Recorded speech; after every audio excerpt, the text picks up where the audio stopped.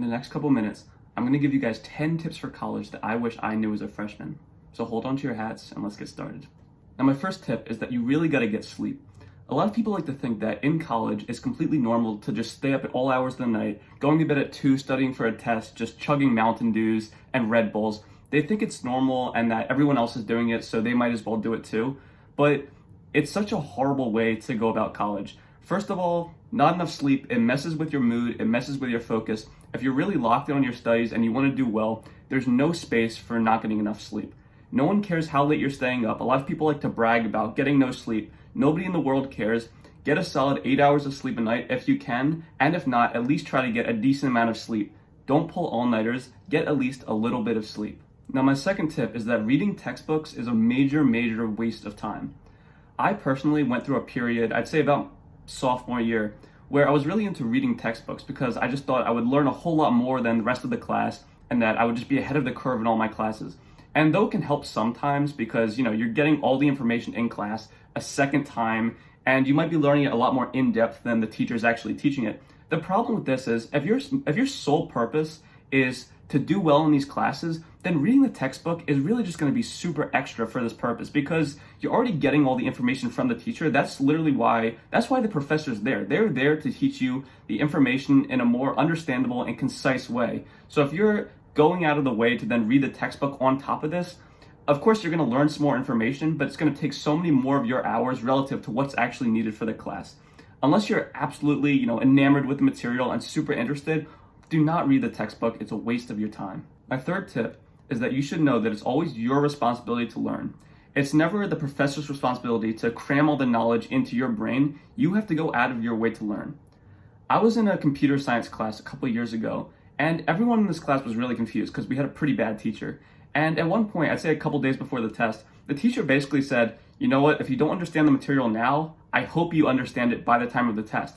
Which to me, I kind of shot my head up and I thought, wait, what the hell? I thought this person was here to teach me, but then I realized that, okay, she can't lead me along the entire way. I'm an adult at this point, and if I don't understand the material, I can't blame the teacher if I take the test and the test is hard. Whenever I don't understand something, it's then my responsibility to go out of my way, look it up. We have access to the internet, infinite information at a moment's notice. So if you don't understand something for an upcoming test, it'll always be your responsibility to go out of your way and learn it for yourself.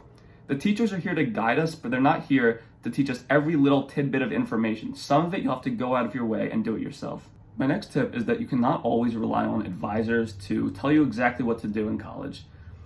When I first got my advisor my freshman year, it didn't take me very long to realize that this guy had absolutely no idea what he was talking about. And a lot of friends of mine have had similar experiences where they have an advisor and the advisor is honestly more clueless than them about the classes they should take, about future career opportunities.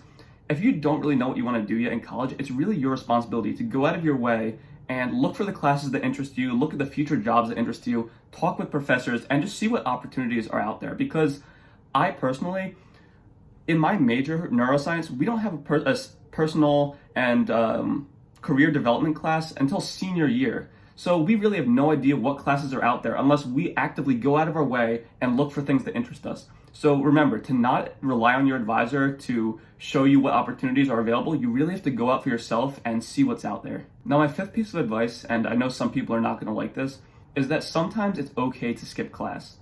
And first of all, obviously you shouldn't do this for super hard classes. If you're taking something like organic chemistry or a hard physics class, obviously you shouldn't be skipping the classes because you could miss really important information.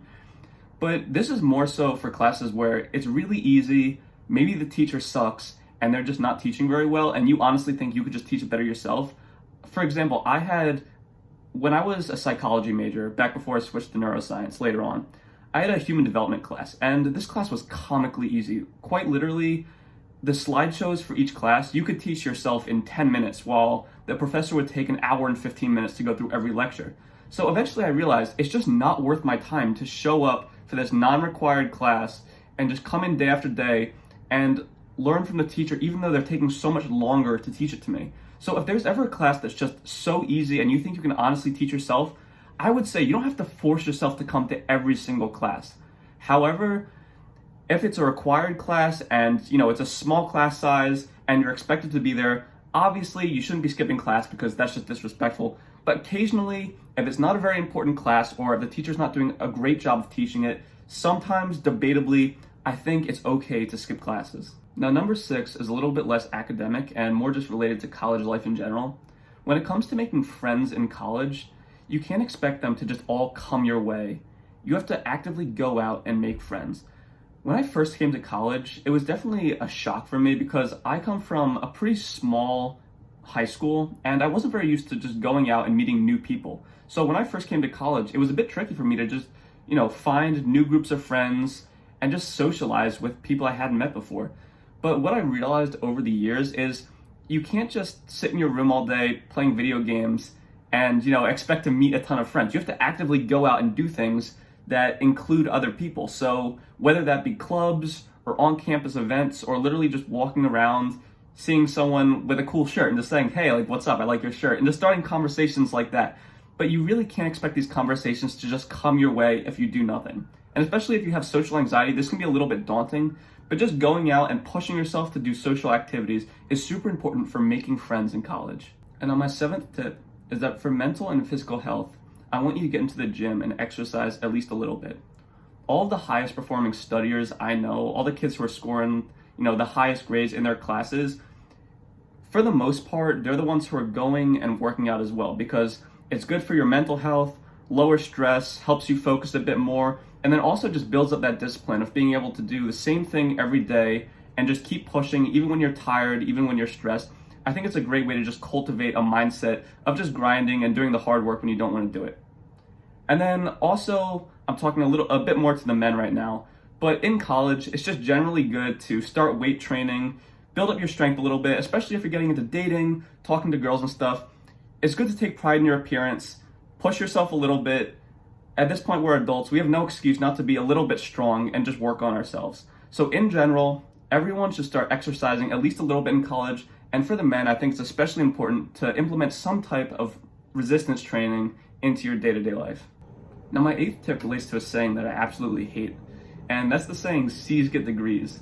And, this might be true if you're doing some goofy major and you want to get a dead-end job at $20K a year or something, but for the most part, if you're going to college and you or your parents are spending a ton on this education, it's your responsibility to go out and actually work hard at whatever you're doing. Especially if there's some grad school down the line, then you would be sorely, sorely mistaken if you think you're going to get C's throughout college and still end up in some kind of grad school.